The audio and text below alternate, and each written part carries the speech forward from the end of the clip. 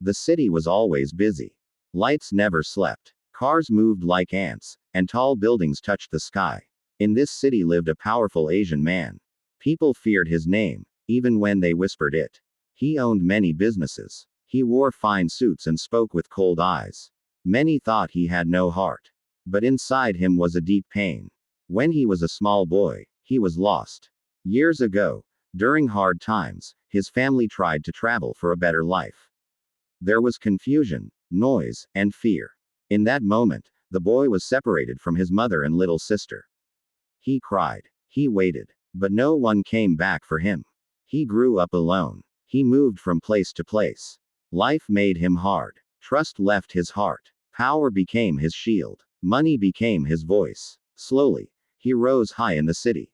People bowed. People smiled with fear. Still, every night, he saw the same dream. An African woman with kind eyes. A little girl holding her dress. They were calling his childhood name. He always woke up angry. One afternoon, his car stopped near an old market. He hated such places. Too noisy. Too slow. But traffic forced him to wait. Outside, an African old woman sold fruits. Her clothes were simple but clean. Beside her stood a young woman, her daughter. The daughter helped her smile at customers. There was peace in them. The boss stepped out of his car, annoyed. He walked toward a shop, and by mistake, his shoulder touched the fruit table. Some fruits fell. The old woman bent fast to pick them.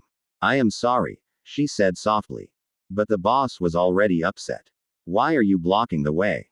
he said coldly. "This place is dirty. People like you should be careful." The daughter looked up, shocked. "My mother said sorry," she replied, calm but firm. "We work here to live." He laughed lightly, without joy. "Work," he said. "Life is not kind to weak people." The words hurt, but the old woman said nothing. She only looked at his face, deeply. Something about him felt familiar. Very familiar. Her hands started to shake. The daughter felt it and held her arm. "Let us go, Mama," the daughter whispered. The boss walked away, but after a few steps, he stopped. His heart beat fast. That voice. That face. Those eyes. He turned back and looked again. The old woman was watching him with tears she tried to hide. Suddenly, he felt dizzy. That night, he could not sleep. The dream returned, stronger. The African woman was older now. The little girl was grown. They stood in front of him, silent. He woke up sweating. The next day, he sent his assistant to find the old woman from the market. "Just information," he said. "Nothing else." The assistant returned with news. The woman's name. Her story. She once lost a son many years ago. She never stopped searching. She moved countries. She worked hard to raise her daughter alone. The boss felt his chest tighten. The ages matched. The time matched. Everything matched. Still, fear stopped him. "What if I am wrong?" he thought. "What if I hurt them again?" Days passed. He went back to the market, wearing simple clothes. No guards. No car. He watched from far. The old woman shared food with a hungry child. The daughter helped an old man carry a bag. They laughed easily. No pride. No hate. Only love. He finally walked closer. "Good afternoon," he said softly. The old woman looked up. Her eyes widened. "You came back," she said. "Yes," he replied. "I was not kind last time." She smiled gently. "Life makes people hard," she said. "But hearts can still change." Those words broke something inside him. He sat down slowly. "My name was different once," he said quietly. "I lost my family as a child." The old woman's basket fell. Her breath stopped. She looked at the mark on his wrist. A small scar. She touched her own wrist. Same scar. Her eyes filled with tears. "My son," she whispered. "I gave you that mark when you were small."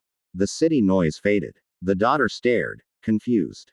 "Mama?" she asked. The old woman stood, shaking. "It is him," she cried. "My son." The boss tried to speak, but tears fell before words. "I am sorry," he said again and again. "I searched, but I did not know." They held each other for a long time. People passed, but no one disturbed them. The daughter watched, her heart racing. "Does this mean?" she asked softly. He turned to her. "My sister," he said with a broken smile. She covered her mouth and cried. From that day, his life changed. He brought them home. Not to a palace, but to peace. He learned to laugh again. He learned to listen. He learned that power without love is empty. The old woman cooked for him. The sister teased him. They healed each other slowly. He returned to the market one last time. Not as a boss. Not as a feared man. But as a son. He helped rebuild the stalls. He supported small workers. He smiled more. People noticed. The city noticed. And at night, the dream stopped. Because the family was finally whole.